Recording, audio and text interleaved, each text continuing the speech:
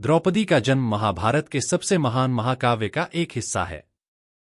जब राजा द्रौपद ने द्रोणाचार्य को मारने के लिए एक योद्धा पाने हेतु यज्ञ किया, तो द्रौपदी का जन्म उस यज्ञ की अग्नि से हुआ था। अग्नि से उत्पन्न होने के कारण द्रौपदी को यज्ञसेनी भी कहा जाता था। महाभारत में कुरुक्षेत्र का युद्ध उनके बारे में है। महाभारत से द्रौपदी के जन्म की कहानी।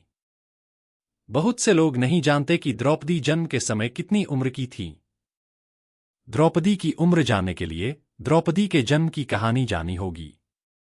द्रौपदी की कहानी से पता चलता है कि द्रौपदी का जन्म बाकियों से बिल्कुल अलग था। उनका जन्म एक यज्ञ की पवित्र अग्नि से हुआ था। जब राजा द्रुपद ने द्रोण को मारने के लिए एक भयंकर योद्धा की कामना की, तो उन्होंने एक यज्ञ का आयोजन किया। लेकिन जब द्रुपद की पत्नी रानी को प्रसाद दिया गया, तो उन्होंने ऋषियों से प्रतीक्षा करने के लिए कहा। ऋषि क्रोधित हो गए और उन्होंने प्रसाद को अग्नि में फेंक दिया। द्रौपदी उस अग्नि से पैदा हुई थी। द्रौपदी के जन्म के कारण उन्हें बुराई के विनाशक के रूप में प्रसिद्ध माना गया। द्रौपदी के जन्म की कहानी का सारांश। हजारों साल पहले राजा द्रुपद और आचार्य द्रोण शत्रु थे।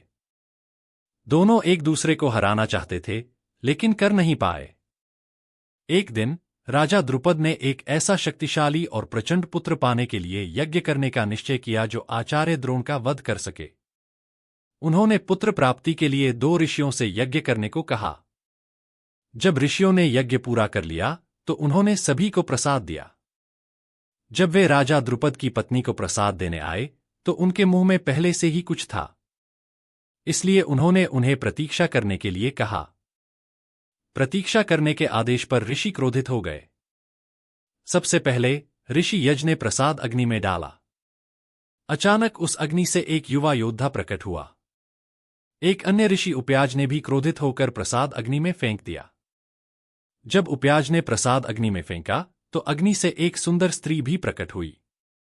जैसे ही वह सुंदर स्त्री उस अग्नि से बाहर आई, सभी को आकाशवाणी सुनाई दी, इस संसार में बुराई के विनाश का कारण बनने के लिए ही इस स्त्री का जन्म हुआ है।